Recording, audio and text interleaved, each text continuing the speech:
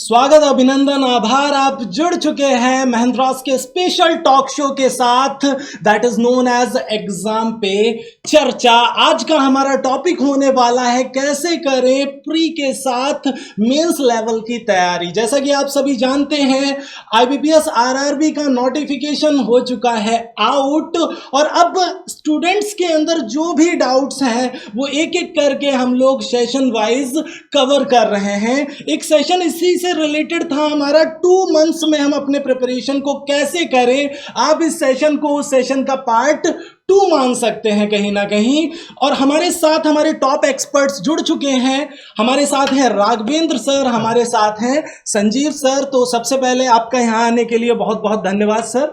चल तो शुरुआत करते हैं आज के सेशन की। बहुत सारे क्वेश्चंस ये देख रहे हैं आप, मेरे पास ढेर सारे क्वेश्चंस आप लोगों के आ चुके हैं और बिल्कुल चिंता मत करिए, सारे क्वेश्चंस का सॉल्यूशन हम लोग हमारे एक्सपर्ट से लेके जाने वाले हैं। तो सबसे पहला जो क्वेश्चन पूछा जा रहा है संजीव सर हमारे एस्पिरेंट्स के द्वारा कि क्या आईबीपीएस क्लर्क और पीओ की प्री और मेंस लेवल की एक साथ प्रिपरेशन पॉसिबल है या नहीं है, या फिर सिर्फ प्री की ही प्रिपरेशन करें और बाद में मेंस की प्रिपरेशन करें। सर इसके बारे में थोड़ा सा गाइड करिए। पहले तो थैंक यू नितिन सर, लेकिन अगर हम बोलना चाहें तो अगर सभी लोगों को तैयारी केवल प्री की करनी है और मेंस में जाना ही नहीं है तो तैयारी मत करिए, हमारा ये सजेशन रहेगा। लेकिन अगर हम लोगों को एग्जाम क्वालिफाई करना है और प्री के साथ मेंस भी क्वालिफाई करना है तभी हमारा सिलेक्शन पॉसिबल है। तो हम लोगों को चूंकि टाइम जो किस तरह के जो एग्जाम होता है उसमें बहुत ज्यादा 15 से 20 दिन 1 महीना मैक्सिमम टाइम मिलेगा। तो तैयारी करने में जब सिलेबस में बहुत ज्यादा चेंज नहीं है तो फिर हम तैयारी साथ ही साथ करें तो ज्यादा अच्छा रहेगा, क्योंकि हमें प्री का एग्जाम देना है, टेस्टिंग तो करनी नहीं है, प्री का एग्जाम देना है, उसका मेंस का एग्जाम देना है, उसके बाद प्रोसेस शुरू करना है। यानी कि अगर हम इंटरव्यू की बात करेंगे तो पीओ लेवल पर इंटरव्यू होगा, अदरवाइज हम डायरेक्ट सेलेक्ट हो सकते हैं। तो ये दोनों पॉसिबल इसलिए क्योंकि इसमें जो अगर बात करें टॉपिक की तो ऑलमोस्ट कॉमन टॉपिक होते हैं, स्टैंडर्ड थोड़ा ऊपर नीचे हो जाता है। लेकिन जब हम तैयारी करते हैं तो हमारा तैयारी करने का प्रोसेस, चूंकि जो पेपर आता है तो हम केवल प्री के क्वेश्चंस नहीं लगाते, हम एग्जाम को मैथ्स की अगर बात करते हैं, हम रीजनिंग की बात करते हैं, हम इंग्लिश की बात करते हैं, तो हम सारे टॉपिक को पढ़ने का प्रयास करते हैं। ऑलमोस्ट टॉपिक सारे सेम होते हैं, 1 2 4 टॉपिक को छोड़ के। तो हम जब तैयारी करेंगे तो 2 टॉपिक छोड़ने का मतलब नहीं है, उनको भी साथ में अगर ले लेते हैं तो हमारी प्री लेवल की और मेंस लेवल की तैयारी हो सकती है। जहां तक बात आती है इसमें जीए एडिशनल हो जाता है, तो उसके लिए जीए तो एक ऐसा प्रोसेस जो 15 दिन में तैयार भी नहीं हो सकता। तो इसके लिए हमें सतत प्रयास करना पड़ेगा। करंट अफेयर्स को रेगुलर रूटीन में प्रीवियस एग्जाम को देखते रहेंगे, हम अप्रोच करते रहेंगे तो हमारी चीजें अपने आप में स्ट्रांग हो सकती हैं। बिल्कुल सर। तो संजीव सर ने ये चीज़ पूरी तरह से आपको क्लियर कर दी कि भाई सिर्फ प्री लेवल पे प्रिपरेशन करेंगे तो हम प्री लेवल पे ही आगे जाने वाले हैं और हमें तो चाहिए सिलेक्शन, हमें जॉब चाहिए। तो सीधी सी बात है, हमें अपने आप को प्री और मेंस दोनों लेवल्स पे तैयार करते हुए जाना है। जैसा कि संजीव सर ने बोला, आपके पास प्री होने के बाद मेंस लेवल के लिए बहुत ज़्यादा आपको टाइम नहीं मिलता और वहाँ पे आपके सब्जेक्ट्स भी बढ़ जाते हैं। भाई मैथ्स और रीजनिंग के साथ आपको जीए का भी सेक्शन मिलता है, कंप्यूटर्स का भी सेक्शन मिलता है और साथ ही साथ इंग्लिश या हिंदी में से आप कोई भी एक लैंग्वेज ऑप्ट कर सकते हैं। तो इंग्लिश या हिंदी में से कोई और एक सब्जेक्ट और होता है आपका। तो सीधी सी बात है, अगर आपका पहले से प्रिपरेशन नहीं चल रहा है तो कहीं ना कहीं हम मेंस लेवल पे फंसने वाले हैं। अगला जो क्वेश्चन आ रहा है हमारे एस्पिरेंट्स का कि मैथ्स में किस तरह के टॉपिक्स आते हैं प्री और मेंस लेवल पे और उन्हें किस तरह से तैयार करें। राघवेंद्र सर थोड़ा सा गाइड करेंगे बच्चों को इस बारे में। Thank you. मैथ्स केवल इसी एग्जाम की बात ना करें, आरआरबी की, किसी भी बैंकिंग जो आईबीपीएस के थ्रू या एसबीआई लेती है उनमें कमोबेश सिलेबस एक जैसा है। फर्क सिर्फ आता है स्टैंडर्ड पे, क्वेश्चंस का, लेवल का, इन चीज़ों में फर्क दिखाई देता है। तो अभी मैं फोकस करके बात करता हूँ आरआरबी के लिए आईबीपीएस में। हाँ, मैं दोनों लेवल पर बात करूँगा, यानी क्लर्क लेवल पर भी और ऑफिसर लेवल पर भी। इसके बाद प्री और मेंस। तो पहले बात करते हैं क्लर्क लेवल की। क्लर्क लेवल में जब हम बात करते हैं तो कैलकुलेशंस वाले क्वेश्चंस की संख्या थोड़ी ज़्यादा होती है। अगर आप प्रीवियस ईयर्स का थोड़ा सा डिटेल उठाकर देखें तो आप पाएंगे कि सिंप्लीफिकेशन के लगभग 15 क्वेश्चंस आपसे पूछे गए थे। इसके अलावा सीरीज के 5 क्वेश्चंस थे, देन डीआई के 10 क्वेश्चंस थे। तो अगर आप इन सिर्फ 3 टॉपिक्स को देखें ध्यान से तो 15, 5 और 10 यानी मिलाकर 30 क्वेश्चंस आपके सामने लगभग सिर्फ कैलकुलेशन बेस्ड पार्ट से आए हैं। इसके अलावा जो 10 क्वेश्चंस बचते हैं, क्योंकि 40 क्वेश्चंस पूछे जाते हैं, तो उन 10 क्वेश्चंस जो बच रहे हैं वो आपके टॉपिक वाइज है। लगभग हर टॉपिक से एक एक क्वेश्चंस देखे जाते हैं। एज है, परसेंटेज है, simple interest, compound interest, time and work या टाइम स्पीड एंड डिस्टेंस, तो ऐसे करके सारे चैप्टर्स से भी एक एक क्वेश्चंस पूछे जाते हैं। बिल्कुल अगर आरआरबी के पॉइंट ऑफ व्यू से बात करें तो बिल्कुल बेसिक लेवल के क्वेश्चंस होते हैं। यानी हम ये कह सकते हैं कि अगर आपको बेसिक्स क्लियर है, थोड़े शॉर्टकट्स आपको आते हैं, अप्रोच समझ में आता है, तो आप बहुत आसानी से इन क्वेश्चंस को कर सकते हैं उस टाइम फ्रेम में। कैलकुलेशंस जब आप कर रहे होते हैं तो कैलकुलेशंस में अगर आपको टेबल्स, समेशंस ये सब आसानी से याद हैं तो बहुत क्विक कर पाएंगे। थोड़े से मेथोडोलॉजीज भी होती हैं, जो चीज़ें शायद आप अपने आप को जब स्पीड टेस्ट के अंदर लेकर जाएंगे, प्रैक्टिस सेशन में लेकर जाएंगे, तो आपको आसानी से समझ में आ जाए। जैसे कुछ कैलकुलेशंस ऐसी होती है जहां हमें कैलकुलेशन की आवश्यकता होती ही नहीं है। एक कॉन्सेप्ट आपने सुना होगा C9 कॉन्सेप्ट, वो भी बहुत हेल्प करता है हमारी कैलकुलेशन के अंदर। और अगर आपको ऑलरेडी सर पता है कि आप टेबल याद है, डिवीजन के कुछ रूल्स याद हैं, तो आप आसानी से कैलकुलेशन भी कर पाएंगे। तो ये जितना ज़्यादा आप अपने आप को इन्वॉल्व कराएंगे प्रैक्टिस सेशन में, उतना आपके लिए आसान होगा। देन हम मूव करें अगर ऑफिसर लेवल पर ही, प्री पर ही आरआरबी के लिए, तो थोड़ा चेंज आता है। वो थोड़ा चेंज आता है क्योंकि यहाँ पर क्वेश्चंस के पूछने का जो पैटर्न है वो बदलता है। जैसे आपने आजकल देखा होगा एक नया पैटर्न आया है, अब नया नहीं रह गया वैसे, Q1 Q2 टाइप के क्वेश्चंस। इनको लेकर बच्चों में बड़ा कंफ्यूजन होता है कि आखिर सर ये क्या है। कुछ नहीं है, यहाँ पर सिर्फ Q1 और Q2 फॉर्म में आपको 2 क्वेश्चंस दे दिए जाते हैं सिंगल क्वेश्चन के अंदर ही। यानी कहने के लिए वो एक क्वेश्चन होता है, लेकिन आपको सॉल्व 2 क्वेश्चन करने होते हैं। जैसे मैं प्रीवियस ईयर की अगर बात करूं, जो एग्जाम हो चुका है, उसमें जब Q1 Q2 टाइप के देखें तो एक क्वेश्चन आपका प्रॉफिट एंड लॉस से था, एक क्वेश्चन सिंपल इंटरेस्ट से था, एक क्वेश्चन मेंसुरेशन से था, एक क्वेश्चन एज से था और एक क्वेश्चन उसमें परसेंटेज से था। क्योंकि अलग अलग शिफ्ट में एग्जाम हुए थे, तो मे बी आपने जिस शिफ्ट में ये एग्जाम दिया हो उसमें थोड़े से टॉपिक्स में वेरिएशन दिखाई दे आपको, तो ये बिल्कुल पॉसिबल है। इस तरीके से वहां पर डीआई के क्वेश्चंस वही फ्रेम किए गए, थोड़ा सा क्वालिटी या लेवल कह सकते हैं बढ़ जाते हैं। डीआई में आप देखोगे तो ज्यादा जो आरआरबी के लिए पॉपुलर है उसमें आपका वेन डायग्राम या फिर पाई चार्ट या लाइन ग्राफ या बार ग्राफ पे क्वेश्चंस ज्यादा पूछे जाते हैं। दूसरे एग्जाम्स में और भी टाइप ऑफ है डीआई के जिन पर आपसे क्वेश्चन पूछे जाते हैं, लेकिन यहां पर चांसेस थोड़े कम रहते हैं इनके अलावा इन टॉपिक्स के बाहर जाने पर। फिर बात करते हैं सीरीज के, एज यूजुअल जैसे क्लर्क में पूछा गया था वैसे ही ऑफिसर्स में भी सीरीज के 5 क्वेश्चन 6 क्वेश्चन पूछे गए। देन फिर वही टाइम एंड वर्क का एक क्वेश्चन पूछ लिया गया, एज पर एक क्वेश्चन पूछ लिया गया, परसेंटेज पर एक क्वेश्चन, यानी कि अलग अलग टॉपिक्स पर एक एक क्वेश्चन पूछ लिए गए। एक टॉपिक जो लास्ट में जिक्र करना जरूरी है, जो सबसे ज्यादा आपको पसंद भी है, इनइक्वालिटी। इनइक्वालिटी के 5 क्वेश्चंस का एक बंच, जैसा एज यूजुअल हर एग्जाम में आता है, कहीं मिस हो जाए तो बात अलग है, अदरवाइज रेगुलर ये पूछा जाता है। तो ऐसे करके आप डिटेल जान सकते हैं, और भी चीजें आप हमारी वेबसाइट से भी इन चीजों के जिक्र के बारे में पता कर सकते हैं महिंद्रास की, और टेस्ट ऑब्वियसली आपको देते रहना होगा। बिल्कुल, बहुत अच्छे से राघवेंद्र सर ने आपको गाइड कर दिया मैथमेटिक्स के लिए। अब आई होप आपके दिमाग में ये डाउट नहीं बच रहा होगा कि मैथ्स के किस टॉपिक से कैसे क्वेश्चंस आते हैं एंड सो ऑन।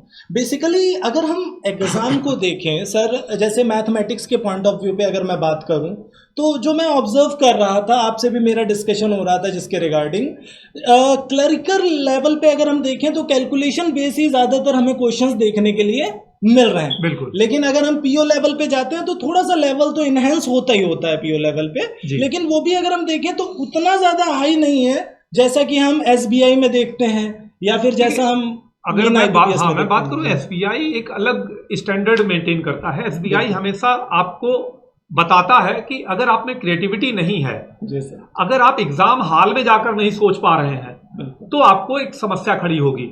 लेकिन अगर इसका असर भी देखिए सर, एसबीआई में 2-2, 3-3 नंबर पे सही क्वेश्चन करने पर, 7 क्वेश्चन सही करने पर, 5 क्वेश्चन सही करने पर सिलेक्शन हो जाते हैं। बिल्कुल सही। तो ये अलग है। बच्चों इस बात से बिल्कुल नहीं घबराना है कि क्वेश्चन पेपर आसान आया है या कठिन आया। मोर और लेस मेरी बात मानिए तो हमेशा दुआ करिए कि क्वेश्चन पेपर टफ आ जाए, क्योंकि उससे आप में एक एक्सक्लूसिविटी मिलेगी आपको। अदरवाइज सारे लोग एक लेवल पर आ जाएंगे तो सिलेक्शन टफ हो जाएगा उन बच्चों के लिए, खासतौर से जो प्रिपरेशन कर रहे हैं। बिल्कुल सर। अब नेक्स्ट क्वेश्चन जो आ रहा है हमारे पास, रीजनिंग से रिलेटेड सेम क्वेश्चन सर आ रहा है हमारे पास कि किन टॉपिक्स को हम तैयार करके जाएं या किन टॉपिक से हमारे क्वेश्चंस आ रहे हैं, इससे रिलेटेड थोड़ा सा गाइड करिए सर हमारे एस्पिरेंट्स को। देखिए, जहाँ तक बात करें रीजनिंग की, तो रीजनिंग में केवल लेवल का डिफरेंस हमने आपको पहले भी बताया है। इसके अलावा कुछ टॉपिक हैं जो इंक्लूड हो जाते हैं। अगर हम रीजनिंग को थोड़ा डिफाइन करें तो चाहे प्री की बात करें क्लर्क में, या मेंस की बात करें, पीओ की बात करें, या मेंस की बात करें उसके, तो जो भी पेपर आता है उसमें 50% पोर्शन को मान लीजिए पजल्स के लिए वो रिजर्व हो जाता है। रीज़न उसके पीछे क्या है ये भी हम बात करेंगे आपसे। इसके अलावा मिसक्लेनियस सीरीज के रिलेटेड क्वेश्चन चाहे क्लर्क की बात करें या पीओ में, दोनों में कॉमन होने की संभावना रहती है। इसके अलावा blood relation, direction, coding decoding, PO की बात करेंगे तो कोडिंग डिकोडिंग में चाइनीज कोडिंग हो सकती है। चाइनीज कोडिंग का मतलब एक्सटेंडेड पार्ट कोडिंग डिकोडिंग का। इनइक्वालिटी के क्वेश्चंस होते हैं, बंच वाइज होते हैं, क्योंकि पेपर का जो टाइम है वो इतना मिनिमम रखा जाता है। 45 मिनट्स में 80 क्वेश्चन सॉल्व करने हैं, तो किसी भी कंडीशन में वो पेपर को टफ नहीं कर सकते, क्योंकि टफ करेंगे तो पेपर का जो स्टैंडर्ड है वो हमारा, जो मेरी जैसा राघवेंद्र सर ने बताई है, मेरी डाउन हो जाएगी। तो उसमें उनका जो एक क्राइटेरिया है कि कितनी जल्दी स्पीड के साथ में एक्यूरेसी आप मेंटेन करते हैं, केवल इसकी टेस्टिंग होती है आरआरबी में। और सारे एग्जाम में भी होती है, लेकिन वहां पर एक्यूरेसी को बेस ज़्यादा बनाया जाता है, स्पीड को बेस थोड़ा स्लाइटली कम किया जाता है। लेकिन आरआरबी के एग्जाम में स्पीड के साथ एक्यूरेसी का मेंटेन दोनों का होना जरूरी है। इसीलिए आपने देखा होगा 80 क्वेश्चन में जो कट ऑफ जाता है ऑलमोस्ट वो 70 के ऊपर ही रहता है। अभी तक हमने जो भी देखा अपने प्रीवियस एग्जाम में 72, 73, 74 और लोग इसके आगे भी यानी कि 80 के आसपास भी पहुंच जाते हैं। तो टॉपिक ऑलमोस्ट वही है। थोड़ा सा अगर क्लर्क और क्लर्क और पीओ की बात करें तो थोड़ा सा केवल स्टैंडर्ड में डिफरेंस आएगा, एक दो टॉपिक में डिफरेंस आएगा, जैसे मशीन इनपुट आ जाता है अगर हम पीओ की बात करते हैं, चाहे वो प्री में आए या मेंस में आए। इसके अलावा लॉजिकल रीजनिंग दोनों में ऑलमोस्ट कॉमन होता है। प्री की अगर बात करते हैं क्लर्क में तो उसमें नहीं आता है। पीओ की अगर हम बात करें क्लर्क में मेंस की तो कुछ क्वेश्चन उसमें स्लाइटली जोड़ दिए जाते हैं। पीओ की अगर बात करते हैं तो लॉजिकल इसमें इंक्लूड नहीं करते हैं, लेकिन मेंस में कंपलसरी हो जाता है। उनकी संख्या भी बढ़ जाती है, 2, 4, 6 भी हो सकते हैं, कंबाइंड भी हो सकता है, इंडिविजुअल टॉपिक भी हो सकता है। तो लेकिन अगर इसको हम बात करें तो बिल्कुल बेसिक लेवल की अप्रोच होती है। उनका सारा टारगेट क्या होता है कि प्री में जितना आसान पेपर हो सकता बनता है, उसमें जितनी मेरिट हाई होके लोग छट जाते हैं, उसके बाद मेंस की तैयारी होती है। तो हमारा ये मानना है टॉपिक में बहुत ज़्यादा चेंज नहीं है। थोड़ा मशीन इनपुट पढ़ लेंगे तो किसी में आता है किसी में नहीं आता है, तो आपको फायदा ही करेगा, क्योंकि एग्जाम केवल आरआरबी ही नहीं देना है, आपको फ्यूचर में और भी कई एग्जाम देने हैं। टारगेट आपका आरआरबी का है। कोई चीज़ अगर सीख ली जाए तो बुराई नहीं है, क्योंकि वो इंटरेस्टिंग पार्ट है। रीजनिंग हमने पहले ही बताया कि मैथ्स को तो हो सकता है ज़बरदस्ती पढ़ना पड़े कि यार ये टॉपिक हमें नहीं आता है, इसको पढ़ना पड़ेगा, सर इसको आप अदरवाइज मत लीजिएगा, हो सकता है थोड़ा खराब लगे कि ये स्टेटमेंट ने बोला है।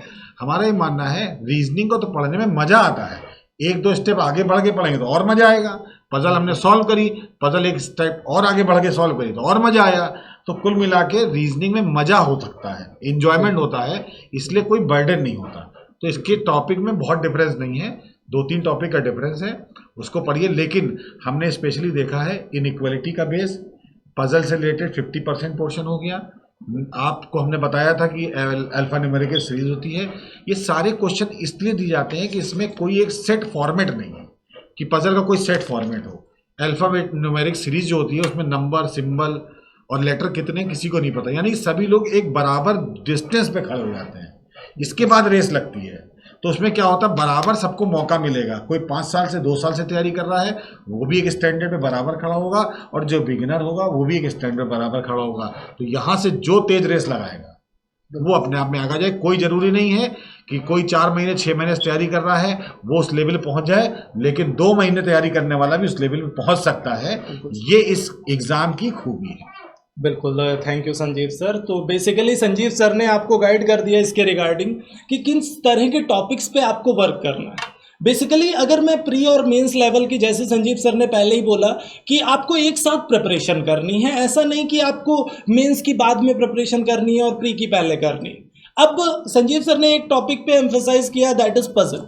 अब पजल से रिलेटेड क्वेश्चंस आपके एग्जाम में बनते ही बनते हैं। मान लीजिए प्री लेवल पे अगर मैं गलत नहीं हूँ संजीव सर, तो आपको अगर एक पजल मिला है तो मेंस लेवल पे ज़्यादा से ज़्यादा पजल मिलने के चांसेस रहते हैं। ऑलमोस्ट यही होता है कि मान के चलिए आप किसी भी एग्जाम, हम आरआरबी की बात कर रहे हैं स्पेशली, अदरवाइज किसी भी एग्जाम में आजकल के स्टैंडर्ड में 50% के आसपास पोर्शन इसलिए होता है क्योंकि यहाँ पर सभी लोग बराबर दूरी पे खड़े हो जाते हैं, सभी लोगों को बराबर का मौका मिलता है, क्योंकि उस टाइम पर जितने लोगों ने पजल लगाई होगी, यानी कि पजल होने की जो सिचुएशन है उससे हम ऊपर उठ गए। पजल का मतलब कंफ्यूजन की स्थिति, कंफ्यूजन की स्थिति से हमारा उठना तभी हो पाएगा जब इतनी लगातार अपने एटमॉस्फेयर में पजल से घिरे होंगे, मतलब इतनी सारी पजल लगा चुके होंगे, तो हमको पता है ये जब स्टेटमेंट आता है तो किस तरह से इसको लिखना है, कहाँ से पिक करना है, कहाँ से ड्रॉ करना है, उसके बाद आंसर देना है। मैचिंग करना ही पजल है। और आप बताएं, बैंक में जाएंगे, आप ऑफिसर बनेंगे, तो ये जो स्टाफिंग आपके पास में रहती है, उस स्टाफिंग में जो भी लोग एब्सेंट होते हैं उनकी वर्किंग जहां हैम्पर होती है वहां आपको पजल सॉल्व करनी है। तो पजल केवल इसलिए थोड़ी ना है कि एग्जाम क्वालिफाई करना, पजल इसलिए है कि डेली लाइफ में हर स्टेप में जिस भी एज ग्रुप में जाएंगे आपको पजल सॉल्व करनी है, इसलिए पजल की प्रैक्टिस करना जरूरी। बिल्कुल, तो इससे आप समझ सकते हैं कि आपका प्रिपरेशन का फेज ही आपको ऑफिसर बना रहा होता है। आपको मेंटली तैयार करने का काम कहीं ना कहीं ये सारे सब्जेक्ट्स कर रहे हैं ऑफिसर बनाने के लिए। अगला एक बहुत ही प्रेसिंग क्वेश्चन है हमारे एस्पिरेंट्स का, बहुत ज़्यादा पूछा जाता है ये क्वेश्चन कि सर टाइम टेबल कैसे बनाएं, हमारे पास टाइम की कमी है और अब इतने कम टाइम में, हार्डली हमारे पास 2 मंथ्स का टाइम, अब ये 2 मंथ्स के टाइम में हम कैसा टाइम टेबल अपना फ्रेम करें जिससे कि हम फर्स्ट टाइम ही सिलेक्शन ले लें या अपने आप को पूरी तरह से तैयार कर पाए। राघवेंद्र सर थोड़ा सा गाइड करेंगे इस बारे में आप। बिल्कुल सर जी, देखिए टाइम टेबल बिल्कुल हर चीज़ के लिए, कुछ भी काम आप करने जा रहे हैं उसके लिए टाइम टेबल की रिक्वायरमेंट हमेशा होती है, अदरवाइज आप चीज़ों को एडजस्ट नहीं कर पाएंगे, उनको सही तरीके से डील नहीं कर पाएंगे। तो जब भी आप किसी पर्टिकुलर एग्जाम के बारे में डिस्कशन करने लगते हैं और उसकी तैयारी करने लगते हैं तो शुरुआत वहीं से हो जाती है। अभी बात करूं मैं तो सिर्फ इन थोड़े समय में अगर आपको अपना टाइम टेबल बनाना है तो एक जनरल टाइम टेबल है और एक स्पेसिफिक टाइम टेबल है। स्पेसिफिक मीन्स मेरा अपना इंडिविजुअल टाइम टेबल अलग होगा, सर आपका अपना इंडिविजुअल टाइम टेबल अलग होगा, सर का इंडिविजुअल टाइम टेबल अलग होगा। क्यों? क्योंकि सर, जैसे मैं अगर इन्हीं लोगों को स्टूडेंट मानकर आपसे डिस्कस करूं, सर का रीजनिंग पार्ट बहुत स्ट्रांग है और सर एक एक्सपीरियंस है, तो सर को रीजनिंग में थोड़ा समय कम देना होगा, यानी जो टाइम टेबल बनाएंगे उसमें जो रीजनिंग के लिए अलॉटेड टाइम होगा वो थोड़ा कम होगा। सर मुझे अगर अपना टाइम टेबल बनाना होगा तो मैं अपने मैथ्स के अंदर जो टाइम चाहिए उसको थोड़ा सा कम रखूंगा। मेरी रीजनिंग थोड़ी कमजोर है तो मैं रीजनिंग में क्वेश्चंस को सॉल्व करने में ज़्यादा समय लेता हूं, इसलिए मुझे प्रैक्टिस ज़्यादा जरूरत है, तो मैं अपने टाइम टेबल में उसको ज़्यादा बढ़ाऊंगा।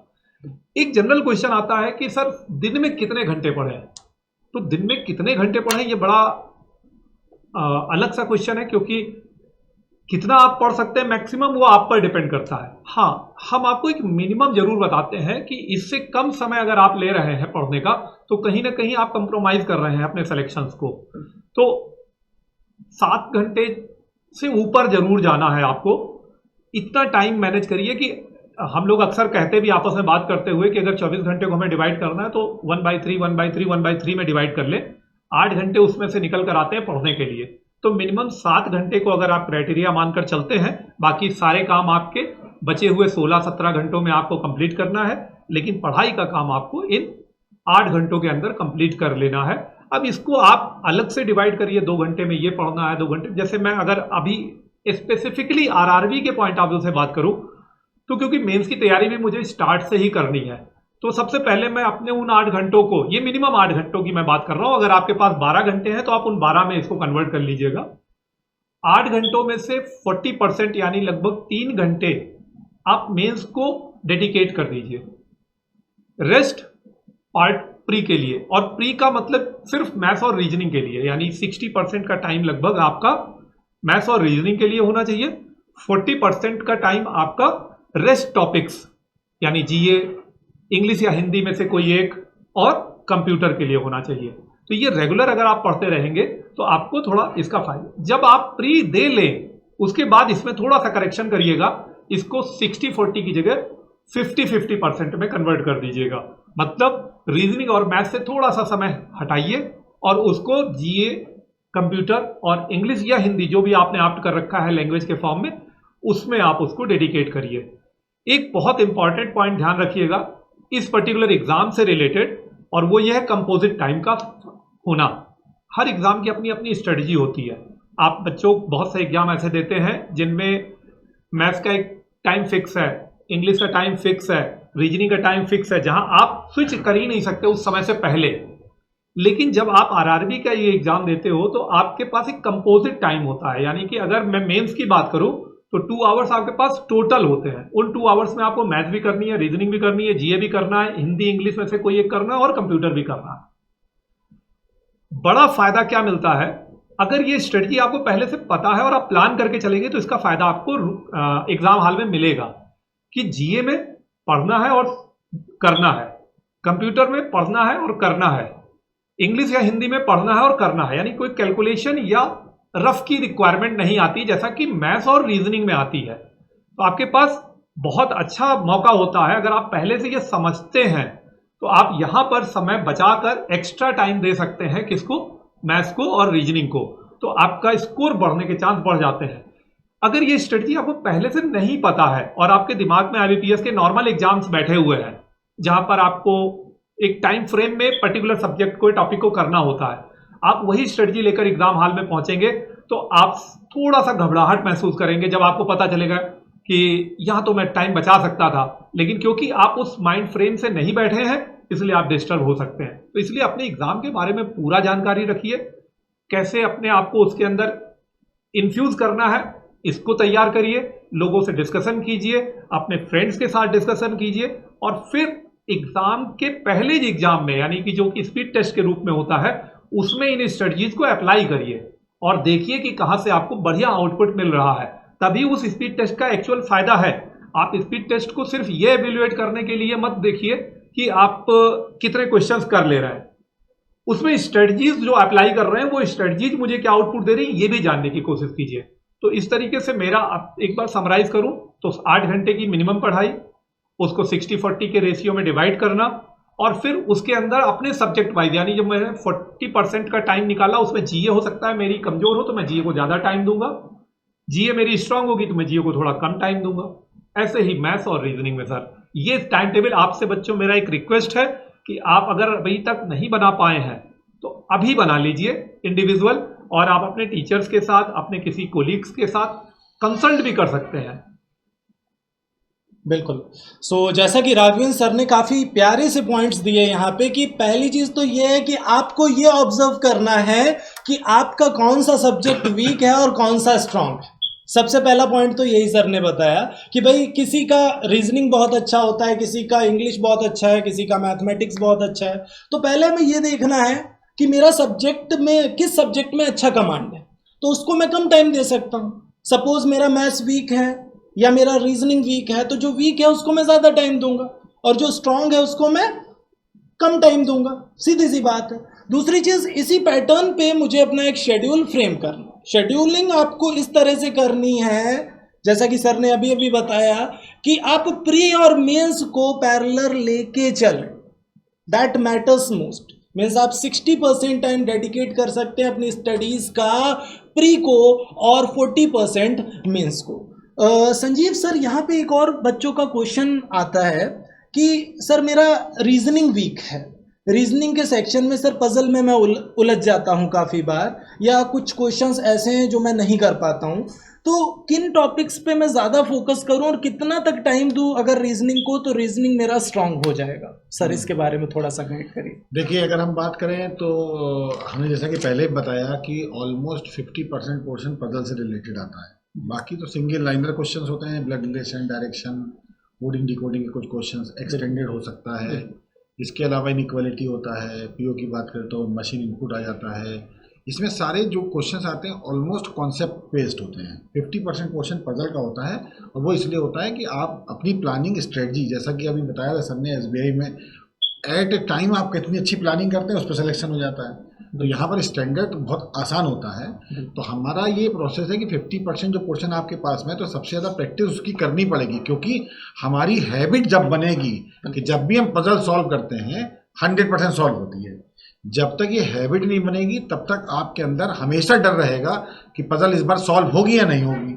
और यही साइकोलॉजी आईबीपीएस में जो भी एग्जाम कराने वाले लोग हैं ये जानते हैं कि पहले स्टूडेंट की साइकोलॉजी को चेक किया जाए। एक्चुअल में रीजनिंग से टेस्टिंग से ज़्यादा इंपॉर्टेंट है उसकी साइकोलॉजी की टेस्टिंग। जब हमारे अंदर पहले डर महसूस हो जाए कि इस कमरे का दरवाजा खोलेंगे पता नहीं कौन निकल आएगा, आधी अगर होगा तो हम दरवाजा खोलने जाएंगे ही नहीं।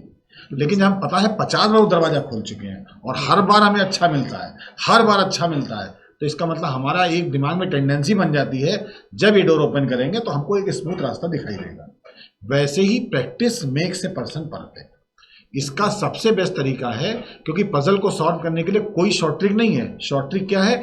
सारी इंफॉर्मेशन एक बार में पढ़ना और उसको एक बार में नोट करना। ये प्रैक्टिकली पॉसिबल है कि एक बार में पढ़ लें, तो बेस्ट तरीका है जो लाइन पढ़ी पॉजिटिव, नेगेटिव, सेमी नेगेटिव, वो आपके सामने डिस्प्ले होनी चाहिए। डिस्प्ले का मतलब जो आपके पास रफ पेपर मिलता है उसमें मेंशन होनी चाहिए। अब इतनी प्रैक्टिस कई बार लोगों की हो जाती है, उसको मेंशन करने का तरीका पहले तो मिनिमाइज हो जाता है कि रमेश को आर लिखते हैं केवल, दिनेश को डी लिखते हैं। इसी तरीके से दिनेश और डी से कोई और नाम होता है तो डी आई लिखकर दिनेश होता है और डी ए लिखकर दानिश हो जाता है। तो ये प्लानिंग कहाँ से आई? ये प्लानिंग तब आई जब हमने देखा कि हमारा समय बच नहीं रहा है। हम क्वेश्चन तो सॉल्व कर लेते हैं, हमें आता भी है, लेकिन समय नहीं बच रहा, तो कहाँ कमी कर रहे थे? ये एनालिसिस करने के लिए तरीका क्या होता है? जब आपने देखा बार बार दिनेश लिखने की जरूरत क्या है, तो दिनेश का डी लिखा, 2 डी के आ गए तो इनिशियल सेकंड भी ले लिया, 3 आ गए तो 3 ले लिए। ये तो डिपेंड करता है हमारी स्ट्रेटजी प्लानिंग, तो यही प्लानिंग करनी है। तो टॉपिक की अगर बात करें तो टॉपिक कोई बहुत ज़्यादा नहीं है। टॉपिक में अगर हम लिटरली बात करें तो 5 से 6 टॉपिक 7 टॉपिक ऐसे हैं जिसको केवल तैयार, जैसे पजल की बात करें, पजल के अंदर सीटिंग अरेंजमेंट आ गया, इसके अलावा सर्किल की पजल आ गई, इसके अलावा मूवमेंट आ गया, फ्लोर का आ गया, बहुत आसान लेवल पर, वेरिएशन कम होते हैं। इसके अलावा अल्फाबेटिकल ऑर्डर आ जाता है, अल्फाबेटिकल न्यूमेरिकल सीरीज जो होती है, अल्फा न्यूमेरिकल सीरीज, उससे रिलेटेड क्वेश्चन होते हैं। इनइक्वालिटी का बेस होता है, डायरेक्शन और इसके अलावा डिस्टेंस होती है, और कोडिंग डिकोडिंग कुछ क्वेश्चंस होते हैं। मुश्किल से देखा जाए तो आप अगर, और बेस्ट तरीका क्या है हमने तो बता दिया आपको, लेकिन लास्ट 3, 4, 5 ईयर्स के प्रीवियस पेपर जरूर देखिए, आपको पूरा तरीका पता लग जाएगा कि पैटर्न क्या चलता है। जब आपको पता लग जाए तो 1-2 टॉपिक जो डिफरेंट होंगे वो पढ़ने, बाकी सब टॉपिक आपको पहले से आते हैं, उनकी प्रैक्टिस जितनी ज़्यादा कर लेंगे उतना आपको फायदा होगा। तो आपको अब टाइम का कितना प्रोसेस बनाना है, टाइम आपके ऊपर डिपेंड। हमने क्या बताया है, बार बार जब एंजॉयमेंट होता है तो टाइम नहीं दिखता, तो अपनी स्टडी को एंजॉयमेंट बनाइए। मजा जब लेने लगोगे तो आपको समय का अंदाजा ही नहीं मिलेगा। समय का अंदाजा तब होता है जब हमको ये लगे कि यार हमको ये काम जबरदस्ती कराया जा रहा है, हमें खुद मजा लगे। क्योंकि हमारी जिंदगी के अगर 60 ईयर्स सिक्योर हो रहे हैं या उससे ज़्यादा भी, मिनिमम रिटायरमेंट उम्र की बात कर रहे हैं हम, अगर वो सिक्योर हो रहे हैं तो अगर 2, 4, 6 महीने नहीं कम भी सोएंगे तो कोई बहुत बड़ी समस्या नहीं होगी। लेकिन बार बार हम कहते हैं पैनिक लेकर नहीं, एंजॉयमेंट के साथ तैयारी करनी है। मजा लीजिए कि आज हम पजल सॉल्व करेंगे तो एक्साइटमेंट के साथ, मैथ्स का क्वेश्चन सॉल्व करते हैं एक्साइटमेंट के साथ। ये मजा जिस दिन ले लेंगे कंपटीशन निकल जाएगा। ये हमारे लिए, हमारा अपना जो मानना है। बिल्कुल, एक गुरु मंत्र संजीव सर ने अभी अभी आपको दिया है कि जो भी करो इंटरेस्ट के साथ करो। किसी ने एक बहुत ही कमाल की बात कही थी, हर इंसान महान काम नहीं कर सकता, लेकिन हर इंसान छोटे छोटे कामों को महान तरीके से ज़रूर कर सकता है। तो आपको इन छोटे कामों को महान तरीके से करना है। बस आप अगर एक पजल सॉल्व कर रहे हैं, जैसा कि संजीव सर ने अभी बोला, तो जब मैं एक चीज़ को बार बार करता हूँ और फिर मुझे रिजल्ट्स मिलने शुरू हो जाते हैं तो मेरे अंदर आ जाता है कॉन्फिडेंस। और जब आपके अंदर कॉन्फिडेंस आ जाता है और आप स्टडीज़ करने लगते हैं, फिर टाइम के ट्रैक आप ऑटोमेटिकली भूल जाते हैं। अभी आप सोच रहे हैं कि 7 आवर्स 8 आवर्स ये तो बहुत ज़्यादा टाइम है। कभी कभी आपके साथ ऐसा होगा कि आप एक सब्जेक्ट लेके बैठे हुए, 3 आवर्स कब निकल गए आपको खुद ही नहीं पता चला। आप मैथ्स ही सॉल्व करते रहे या आप रीजनिंग ही करते रहे। मतलब ये सब्जेक्ट्स ऐसे हैं, एक बार आपको इंटरेस्ट आने लगेगा, क्वेश्चन सॉल्व होने लगेंगे, आंसर्स आने लगेंगे, तो फिर आप आसानी से अपने टाइम को लगा पाएंगे और प्रोडक्टिव बना पाएंगे। सर, एक और क्वेश्चन बनता है, जैसे मैथ्स को लेके तो आपने हालांकि पूरी तरह से गाइड कर दिया बच्चों को। अब एक डीआई से रिलेटेड कुछ बच्चों के डाउट्स काफ़ी रहते हैं सर, कि डीआई जैसे जब हम मींस लेवल पे जाते हैं तो ज़्यादा पोर्शन डीआई का मिल जाता है हम लोगों को। प्री लेवल पे भी हालांकि डीआई रहता है, एक क्वेश्चन रहता है, 5 क्वेश्चंस, एक डीआई से, लेकिन मेंस लेवल पे ज़्यादा क्वेश्चंस मिल जाते हैं बच्चों को। सर डीआई के रिगार्डिंग थोड़ा सा गाइड कर दीजिए बच्चों को कि किस तरह की डीआई हो सकती है एक्सपेक्टेड, या किस तरह की डीआई पे ज़्यादा वर्क करके जाए सर। हाँ, ये क्वेश्चन अक्सर मुझसे पूछा जाता है डीआई को लेकर जी। कि बच्चे भी पूछते हैं, टीचर्स भी पूछते हैं कि डीआई, ईमानदारी से अपने दिल पे हाथ रख के सोचिए और ये मुझसे बताइए कि डीआई के जो क्वेश्चंस हैं क्या एक्चुअल में वो मैथ्स से कहीं बाहर के हैं? शायद आप आंसर पाएंगे नहीं। फर्क सिर्फ उनके पूछे जाने का है। जैसे मान लेते हैं कि एक फिगर है जिसमें लिखा है 5 और उसके आगे एक और पॉइंट लिखा है जिस पर लिखा है 10। अब 5 और 10 ये अलग अलग ईयर के कोई नंबर्स हैं, किसी ग्राफ में दिए हुए हैं, लाइन ग्राफ है, और नीचे आपसे उस पर सिर्फ ये पूछा गया है कि कितना % ग्रोथ रहा है जहां पर 10 है उस जगह पर। तो ऑब्वियस है कि हमने क्या देखा कि जब 10 था तो ग्रोथ देखने के लिए हमको उसके प्रीवियस ईयर्स का डेटा चाहिए, तो जो 5 है वो उसके प्रीवियस ईयर्स का डेटा है। अब 5 से 10 गया तो एक लैंग्वेज बन गई ना। लैंग्वेज क्या है कि कोई एक फिगर है जो एक साल 5 थी, अगले साल बढ़कर 10 हो गई, तो उसका ग्रोथ बताइए। यानी एक डीआई का क्वेश्चन ही लैंग्वेज क्वेश्चन है और एक लैंग्वेज क्वेश्चन ही डीआई वाला क्वेश्चन भी है। फर्क बेटा सिर्फ और सिर्फ उसके प्रेजेंटेशन में है, क्वेश्चंस आपके सामने रखा कैसे गया है, सिर्फ इसमें फर्क है। उसके बेसिक्स में, उसके कैलकुलेशन में, उसके अंडरस्टैंडिंग में कोई फर्क नहीं है। आपको सिर्फ एक आदत डालनी होगी, वो ये कि जो आपकी आदत क्या पड़ी है, लैंग्वेज क्वेश्चंस को लगातार आप कोई बुक उठाते हैं, लैंग्वेज क्वेश्चन दिखाई देते हैं, कोई चैप्टर पढ़ते हैं, लैंग्वेज क्वेश्चन दिखाई देते हैं, कोई टीचर आपको पढ़ाता है, लैंग्वेज क्वेश्चन पढ़ाता है, तो आप उसके आदी हो गए हैं। बट जैसे ही उसका एक पिक्टोरियल फॉर्म आपके सामने आता है, वो लाइन ग्राफ के फॉर्म में हो, बार ग्राफ के फॉर्म में हो, हिस्टोग्राम में हो, या किसी भी दूसरे और फॉर्म में हो, आजकल तो आप रडार फॉर्म भी सुनने लगे हैं, तमाम तरीके की चीजें आने लगी हैं, नए नए तरीके हैं, सिर्फ प्रेजेंटेशन का तरीका बदल रहा है। हाँ, एक चेंज आपको अपने अंदर जरूर करना पड़ेगा, वो ये कि पिक्चर को देखकर अपना डेटा उसमें से निकालना और उसके बाद उसका कैलकुलेशन करना, ये सीखना पड़ेगा। तो ये सीखने के लिए आप ज्यादा से ज्यादा डीआईज पर फोकस करिए। ज्यादा से जब टफ क्वेश्चंस की तरफ जाएंगे आप, तो वो डीआई में थोड़ी पजल भी डाल देते हैं, यानी कुछ डेटा मिसिंग कर देते हैं, तो ये भी पॉसिबल हो सकता है। तो ये सारी चीजें आप जब क्लासरूम में बैठकर पढ़ते हैं और वहाँ टीचर्स आपको समझाते हैं तो शायद बहुत आसानी से समझ में आएगा। बहुत सारे सेशंस भी सर होते रहते हैं, बिल्कुल। उन सेशंस को आप देखते रहिए लगातार चैनल के रूप, महिंद्रा के चैनल पर, तो आपको वहाँ से भी बेनिफिट मिलेगा। और नो डाउट लास्ट प्रैक्टिस, जितने ज़्यादा आप डीआई का प्रैक्टिस करेंगे उतना आपको फ़ायदा होगा।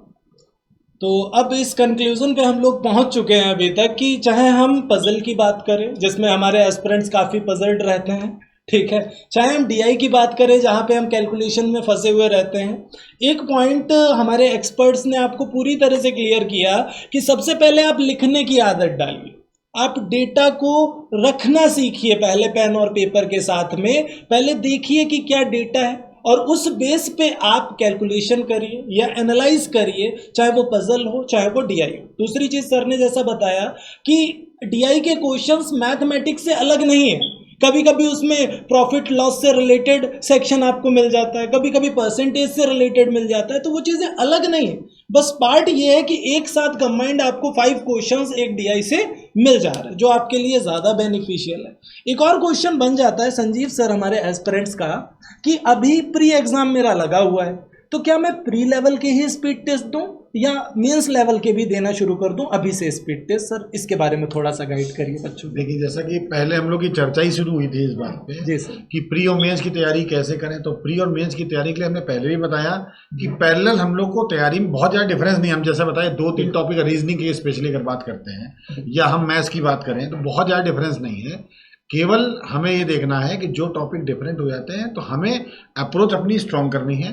प्री की तैयारी करें या मेंस की तैयारी, जैसा कि आपको पता है आरआरबी का exam speed and accuracy both है, तो आपको स्पीड अपनी कैसे पता लगेगी? जब तक आप रोड पे लगातार एक्सीलेटर ब्रेक का कॉम्बिनेशन गियर का कॉम्बिनेशन सेट नहीं करें तब तक आप स्पीड नहीं बढ़ा पाएंगे। रेसर को देखिए, जो बाइक रेसर होते हैं वो क्या करते हैं, उसकी प्रैक्टिस करते हैं कई बार। घुमाने का तरीका देखिए, कर्व लेते हैं तो लेट के लेते हैं, नॉर्मली पहले दिन हम करेंगे तो हम गिर जाएंगे। तो ये प्रैक्टिस तभी आएगी जब आप रेगुलर रूटीन में प्रैक्टिस करेंगे। और प्रैक्टिस करने के लिए हमारा ये कहना है उतने स्पीड टेस्ट को कम से कम लें जितनी मिनिमम रिक्वायरमेंट आपकी पूरी है। जैसे हम अगर माने इसको, तो जो हम लोगों ने प्रेस्क्राइब अपने महिंद्राज में स्पीड टेस्ट कराए हैं, 1 या 2 कराते हैं प्री के, मेंस का 1 कराते हैं। इसके अलावा भी आपको लगता है, क्योंकि इसमें बहुत कुछ सीखने के लिए नहीं होता है, एक्चुअल बताएं हम आपको, स्पीड का पूरा गेम है, आपको सारे टॉपिक आते हैं।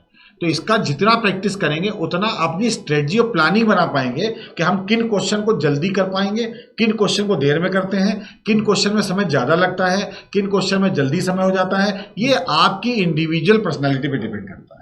कोई पजल हमको देखने में बहुत बुरी लगती है, टाइम टेकिंग, डर जाते हैं। कोई पजल ऐसी देखते ही मजा आ जाता है कि हम इसको आसानी से सॉल्व कर सकते हैं। तो ये प्लानिंग, ये स्ट्रेटजी तभी होती है जब आप उसमें डूब जाते हैं। तो बेस्ट तरीका है 1 या 2 या 3, डिपेंड करता है। हमने तो हमेशा लोगों से बोला है, अभी भी बोला था ये बात, कि स्पीड टेस्ट या तैयारी करने के लिए आपके पास खाने और सोने के अलावा जो समय बचे वो सारा पढ़ाई के लिए हो गया। लेकिन ये पढ़ाई इंजॉयमेंट के साथ हो रही नहीं हो रही है, इस पे भी डिपेंड करता है। आपसे हम कहें 12 घंटे पढ़ाई करिए, तो आप मजा लेके कर रहे हैं तो 14 घंटे भी हो जाएगा, और मजा नहीं ले रहे 2 घंटे भी आपको तकलीफ दे जाएंगे। तो इसलिए हमारा मानना है स्पीड टेस्ट 1 या 2 प्री के रेगुलर रूटीन में होने चाहिए। इसके अलावा मेंस का, जैसा कि आपने राघवेंद्र सर ने बताया था, एक शेड्यूल होना चाहिए, उसी शेड्यूल में इसको शामिल करिए। क्या मेंस की जब तैयारी कर रहे हैं तो मेंस में अगर हम मान लीजिए 3 घंटा देना है, हमें प्री में देना है 5 घंटा देना है, तो उसी में अपने टाइम को रिड्यूस करके उसी में स्पीड टेस्ट को एनालिसिस करिए। 1 घंटा और बढ़ सकता है, लेकिन आपकी तैयारी परफेक्शन की तरफ जा सकती है।